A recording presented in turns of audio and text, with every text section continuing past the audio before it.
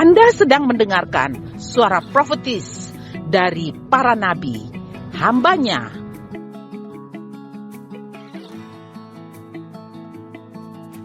Dengarkanlah dan lakukanlah perintah Tuhan melalui para nabi, maka engkau akan berhasil. Selamat mendengarkan. Baik, saya mengucap syukur berada di tengah-tengah semua di tempat ini. Juga bertemu dengan Pak John Dede di belakang. Terima kasih. Nah, pagi ini saya akan membawakan firman Tuhan dengan tema yaitu consequences. Nah, apa itu consequences ya? Ini hari ini belajar sedikit ya. Apa konsekuensi? Konsekuensi dari apa gitu ya? Baik. Kekudusan Allah, Bapak Ibu, Saudara-saudari, adalah kesempurnaan kebenaran dalam seluruh hakikatnya yang tidak terbatas. Jadi Allah itu tidak terbatas, tetapi Dia membatasi dirinya. Oleh karena apa? Karena kesetiaannya atas kita semua. Ini kita mesti tahu dan sadar bahwa kekudusan Allah itu tidak terbatas. Nah, lalu bagaimana? Bicara tentang nilai kecepatan cahaya, Bapak Ibu, dalam vakum adalah 299.792.458 meter per detik kecepatan cahaya. 299 juta sekian. Bayangkan. Nilai kecepatan cahaya ini setara dengan sekitar 186.000 mil per detik atau sekitar 671 juta mil per jam. Jadi cahaya itu kecepatannya begitu rupa. Dahsyatnya Allah kita. Dahsyat Allah kita. Jadi kita nggak main-main bicara soal kekudusannya. Sebab ada tertulis di dalam 1 Petrus pasal 1 ayat 16. Kuduslah kamu sebab aku kudus. Jadi tidak ada satu orang pun yang tahan akan kekudusan Allah. Gak ada yang bisa menghadap tata Allah dengan kekudusannya.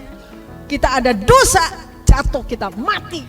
Nah, pada zaman dulu kan ada ruang yang disebut ruang maha suci. Itu nggak sembarangan orang bisa masuk ke ruang maha suci. Bisa mati itu. Tapi hari ini saudara sama saya bisa menyembah Dia, ya. Dan bahkan Dia mau tinggal di dalam diri kita. Luar biasa, siapa kita ini padahal kita kotor. Nah hari ini tapi kita mau belajar dalam kekudusannya. Nah ini penting. Ia menuntut hukuman setiap orang yang bersalah. Nahum pasal 1 ayat 2 sampai 4. Jadi kalau orang bersalah itu pasti dituntut hukuman, ya. Karena Allah kudus, nggak bisa ketemu sama orang yang ada dosanya. Sebuah kebauan dan menjijikkan. Semua orang telah berbuat dosa dan telah kehilangan kemuliaan Allah. Kita akui, betul? Semua kita nggak ada yang bersih, ya betul. Kita semua orang berdosa. Kalau ada orang berkata enggak tuh, aku nggak ada dosanya. Tapi kalau bisa di hadapan Tuhan, pikiran aja yang iri aja itu sebuah dosa. Keluar dari rencana Allah aja itu juga sebuah dosa. Meleset dari rencana Allah itu juga sebuah dosa. Jadi bukan dosa bicara tentang berbohong, mencuri, bukan. Hari ini kita belajar apa pengertian dosa. Karena Allah begitu kudusnya. Hari ini kita belajar sedikit pengertian dosa. Jadi tidak mengenai sasaran atau meleset itu juga dosa. Contoh ya. Karena pada waktu zaman dulu orang-orang Yunani kalau ini sedang memanah, membidikkan anak panahnya kepada sasaran, ya di depan, lalu anak panahnya meleset keluar dari sasaran, mereka sebutnya hamartia, artinya keluar dari sasaran, artinya dosa. Nah, seperti itu. Jadi kalau hidupmu, hidup Bapak Ibu keluar dari sasarannya rencana Allah, itu dosa. Bisa paham sekarang? Jadi bukan cuman bohong dosa, mencuri dosa, marah dosa, bukan. Pengertian yang dalam, meleset saja dari sasaran rencana Allah, kita sudah ada di dalam dosa. Kedua, manusia telah kehilangan kemuliaan Allah. Kita tahu ketika Adam dan Hawa jatuh di dalam dosa, sejak itu manusia hilang kemuliaan Allah. Dikatakan manusia tidak lagi segambar dengan Allah. Manusia tidak mencapai standar anak Allah.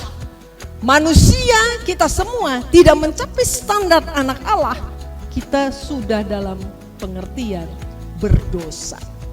Bapak Ibu, kualitas kehidupan yang dimiliki manusia bukanlah kualitas anak Allah. Kalau kualitas saudara dan saya tidak seperti kualitas yang Tuhan mau, itu juga kita hidup sudah di dalam dosa. Wah, susah apa enggak? Susah lah. Saudara sendiri kalau beli buah, pilih kan buahnya mau yang mana ya, berkualitas, bagus, saudara pegang-pegang, ambil. Ini bagus, ambil, dipilih. Demikian pun lagi potong babi. Biasa kalau acara ulang tahun ada potong babi juga ya, kalau nggak salah. Betul ya? Dipilih babinya. Enggak dong. Oh, hari ini pilih aja babi yang kurus ceking. Enggak ya? Pasti dipilih babi yang berkualitas, yang sehat, yang gemuk. Wih, mantap seperti itu. Itu yang dipilih untuk bisa jadi santapan. Betul ya? Jadi segala sesuatu, apapun yang saudara dan saya pilih, biasanya semua mau yang berkualitas, bukan? Berkualitas hebat kan? Demikian pun dengan Allah kita. Dia mau manusianya itu berkualitas. Berkualitas apa? Berkualitas anak Allah. Engkau dan saya kalau tidak berkualitas sebagai anak Allah, maka itu pengertian dosa sampai ke sana, Bapak Ibu. Sebab itu penting untuk kita memiliki kualitas sebagai anak-anak Allah. Pengertian yang lebih saya kategorikan, nomor 1, dikatakan dosa, the bondage of sin, itu perbudakan dosa. Ada orang yang jadi budak dosa. Pada zaman itu Roma pasal 7 ayat 21 sampai 25, kalau Bapak Ibu baca, ada dikatakan disebut tubuh maut. Maksudnya apa? Pada zaman dulu Bapak Ibu, kalau penjahat itu dihukum, itu mayat ya, jenazah itu diikat ke tubuh si penjahat. Bisa bayangkan? Diikat jadi satu. Jadi si penjahatnya teriak-teriak, "Oh, lepaskan aku dari tubuh maut ini. Oh, tolong." Tapi suaranya nggak seperti menggelegar semut. Akan dirapatkan dengan tubuh maut. Bisa bayangkan apa yang terjadi? Lama-lama ini mayat kan busuk, keluar belatung, lalu kemudian mulai menggigit, mulai si penjahat itu, yang tubuh yang hidup, manusia yang hidup ini lama-lama mati juga. Karena kebusukan itu menular. Jadi yang namanya orang yang terikat sebagai budak dosa, itu sebenarnya dia mau lepas, tapi nggak bisa. Siapa yang bisa melepaskan aku dari tubuh maut ini? Dia teriak-teriak, dia tersiksa. Dulu saya nggak ngerti, saya pikir ketika saya dan suami ada masalah, suami saya senang ada di dunia lain, lalu ada wanita banyak, lalu dengan kehidupan saya seperti itu, saya pikir dia enak, senang saya pikir. Tapi ketika kami sudah rekonsiliasi dan saya sudah mengampuni, menerima dia apa adanya, dia berkata begini, dia cerita. Seringkali di dalam mobil dia suka teriak-teriak sendiri. Dia mau lepas, tapi nggak bisa. Orang yang terikat sebagai budak dosa, Bapak Ibu Saudari, itu rasanya seperti itu, menderita. Jadi jangan pikir enak. Dulu saya nggak ngerti, saya pikir enak. Dia senang-senang kan, enak kan, hahaha gitu kan. Senang-senang, poya-poya, senang. Nah ternyata tidak. Orang yang dibudak oleh dosa, diperbudak oleh dosa itu sangat-sangat menderita seperti tadi penjahat yang teriak-teriak. Siapa yang bisa melepaskan aku dari tubuh maut ini? Dia tidak bisa lepas. Kecuali ada seseorang yang menolong dia, melepaskan. Amsal pasal 5 ayat 22 berkata, orang fasik tertangkap dalam kejahatannya dan terjerat dalam tali dosanya sendiri. Seperti kepala unta yang masuk ke kemah. Itu maksudnya gimana? Itu ada cerita ya. Kan ada kemah-kemah pada waktu zaman-zaman dulu ya, orang-orang itu hidup dengan kemah, ada kepala unta masuk ke kemah. Dia nggak bisa keluar lagi. Makanya kalau saudara yang diperbudak oleh dosa, baik pornografi, mungkin dengan hal-hal yang lain, itu mau lepas, nggak bisa, mau keluar, kepalanya udah masuk. Makanya nggak usah kita coba-coba. Sudah kalau udah masuk, udah nggak bisa keluar lagi, susah. Itu yang namanya perbudakan dosa. Yang kedua, the guilt of sin, maksudnya rasa bersalah dari dosa. Orang yang merasa bersalah dari dosa, di dalam Kejadian pasal 3 ayat 7 sampai 8. Itu Adam dan Hawa, jangan pikir saudara mereka tidak tertuduh. Sebab ketika mereka jatuh dalam dosa, mereka makan buah pohon pengetahuan dan baik dan jahat. Mereka terbuka mata mereka, lihat diri mereka telanjang. Kita lihat di sini. Lalu Adam dan Hawa ngapain? Sembunyi. Bukan sembunyi seperti ya takut, tapi ada malu. Ambil daun, tutupin auratnya. Maksudnya bukan malu seperti kita malu ya. Kita misalnya lagi di toilet, terus ada orang buka, kita teriak ya. Itu malunya sebentar sudah hilang, betul? Ya, 10 menit keluar, tadi orang itu lihat aku lagi ngapain ya, aduh malu deh gitu ya. Tapi ini bukan seperti itu.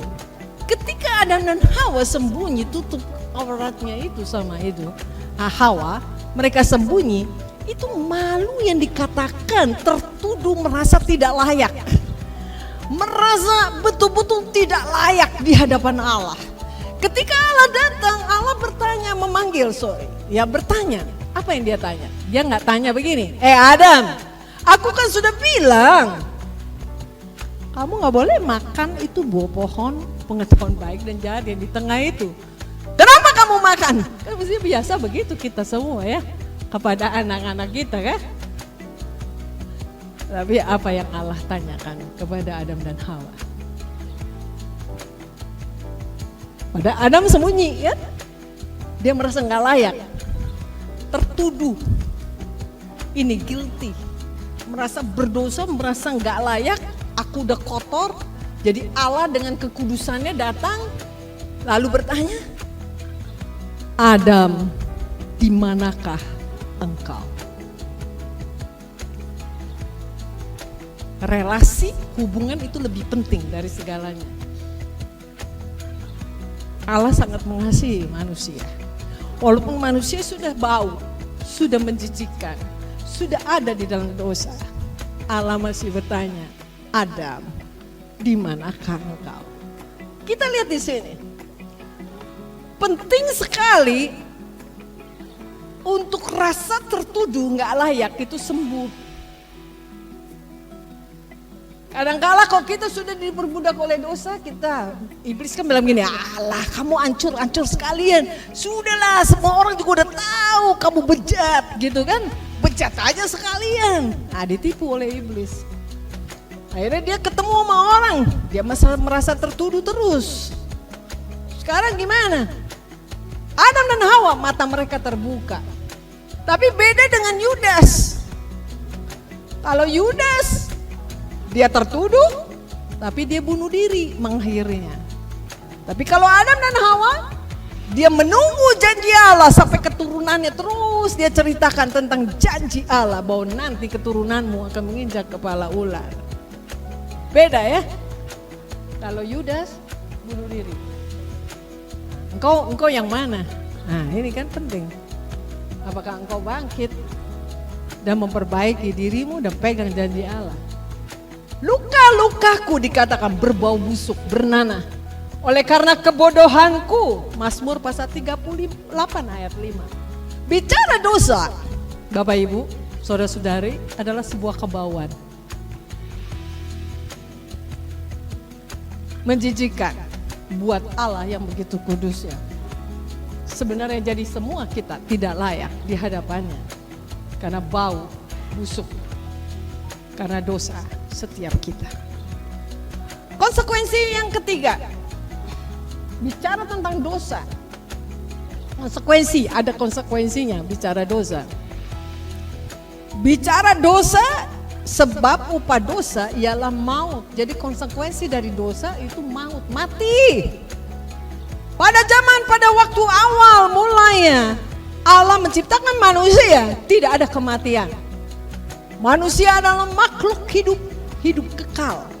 Tetapi ketika manusia jatuh dalam dosa, Bapak Ibu Saudari, manusia mati, harus mati, binasa. Tapi kasih karunia Allah ialah hidup yang kekal dalam Kristus Yesus Tuhan kita, Roma pasal 6 ayat 23. Nah sekarang gimana kalau udah rusak, udah dosa begitu ya? Yang kehilangan dalam hal ini siapa? Kita yang kehilangan Allah atau Allah yang kehilangan kita? Siapa yang kehilangan? Kita kehilangan Allah atau Allah yang kehilangan kita? Allah yang kehilangan kita, bukan kita yang kehilangan Allah. Karena engkau dan saya, tepuk tangan untuk Tuhan ya. Karena Allah yang ciptakan saudara dan saya. Kita adalah ciptaannya. Yang kehilanganlah dia yang kehilangan saudara dan saya. Bukan saudara kehilangan Tuhan. Saudara pikir Tuhan kok meninggalkan saya orang berdosa. Memang kok nggak mau lagi sama aku. Kita pikir begitu ya. Itu pikiran yang salah. Yang kehilangan, yang benar adalah Allah kehilangan saudara dan saya. Sebab itu dia cari kita sampai kemanapun. Kayak Ibu Nelly ini dari Talaut ya, kecil sekali, kampung, jauh. Bisa dipanggil oleh Tuhan, itu lihat tuh, luar biasa ya. Tuhan yang cari, Tuhan cari sampai di sudut, di ujung dunia. Di mana kau mau sembunyi, Tuhan cari dan menemukanmu. Itulah kasih Allah.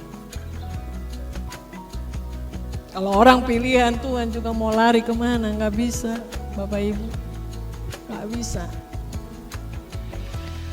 God is love itu adalah kuncinya. Di dalam 1 Yohanes 4 ayat 7 sampai 21. Jadi kalau ini ada gambar tolong diklik, dosa membuat saudara dan saya terpisah.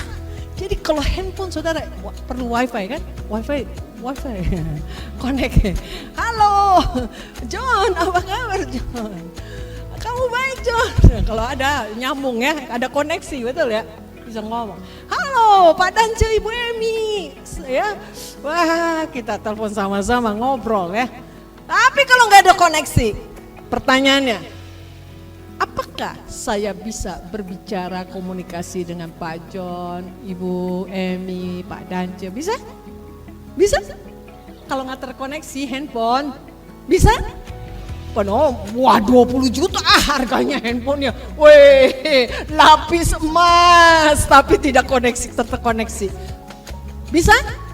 Jadi kalau ada orang ngobrol sendiri, namanya orang apa? Orang gila ya. Jadi bisa bayangkan, manusia terputus koneksinya dengan Allah. Ketika manusia jatuh di dalam dosa, manusia nggak ada bisa ngobrol sama Allah, nggak bisa. Tapi disinilah Allah, karena Allah yang kehilangan kita, dia hikmat Allah, dikatakan hikmat Allah ialah salib. Allah mengutus putranya yang tunggal mati di salib bagi kita. Tolong diklik. Nah, nyambung lagi, itu nyambung lagi. Jadi dengan salib, saudara dan saya terkoneksi lagi dengan Allah. Mau ngobrol apa? Mau ngobrol apa sama Allah? Kalau engkau tuh sudah terkoneksi, engkau nggak mau ngobrol, ya yang rugi engkau sendiri. Sekarang engkau dan saya sudah terkoneksi, ngobrol lah. Suatu hari, baru kemarin dia terjadi, ini cerita aja sedikit. Mama saya lupa uangnya taruh di mana. Bingung, saya yang ambilin ya di ATM. Sudah dikasih, dia bilang kurang. Uangnya taruh di mana? Bingung. Waduh, tapi kan saya dia susah. Udah ya, saya gantiin dulu ya. Sampai saya cari di kolong ranjang, nggak ada. Bagaimana mami? Mungkin mental gitu ya, kemana gitu kan? Dicari semua nggak ada, di dompet, di tas tidak ada. Tolong amplopnya mana? Amplopnya? Oh ada. Mana coba? Loh, ada amplopnya, uangnya nggak ada. Lah gimana? Saya cuma berdoa begini, sudah gantiin ya, supaya ibu nggak susah mama saya. Lalu saya berdoa begini, masuk kamar cuma sebentar kejadian. Tuhan, ingatkan mama saya, kemana uangnya? Cuma begitu, cuma minta tolong, ingatkan mama saya, uangnya kemana? Sebentar, hitungan semenit, gak ada 1 menit, udah dia datang. Ya mam, mami ingat sekarang. Dia bilang ini uangnya. Lah di mana? Iya mami ingat, baru dia cerita. Lah kan gitu. Hanya sebentar. Jadi kalau terkoneksi, engkau doa Tuhan dengar. Tapi kalau terputus, tidak ada koneksi, itu yang susah. Engkau ngomong 1000 kalimat, Allah tidak mendengar engkau. Allah gak mau dengar, makanya penting untuk terkoneksi. Syarat terkoneksi hanya satu, hidupnya tidak menghakimi satu sama lain. Nah itu cuma satu. Kalau engkau mau terkoneksi, engkau harus saling mengasihi. Itu makanya tepuk tangan untuk Tuhan. Yohanes pasal 1 ayat 12 berkata, tetapi semua orang yang menerimanya diberi kuasa supaya menjadi anak-anak Allah. Engkau dan saya sebagai anak-anak Allah. Dan biarlah kita sendiri sadar bahwa engkau yang ada dan percaya dalam Tuhan, itu bukan berasal dari dunia ini, tapi berasal dari Allah. Dan Tuhan memberikan kuasa. Kuasa di sini bukan sekedar kuasa yang sifatnya tongking ya, setan begitu ya, dalam nama Yesusku, bukan. Kuasa yang luar biasa yang Tuhan beri kepadamu dan saya. Privilege sebagai anak Allah. Kedua, firman Allah diberikan kepadamu dan kepadaku. Belum lagi Tuhan memberikan Roh Kudus kepadamu dan saya untuk membawa kita kepada kebenaran. Itu maksudnya, luar biasa.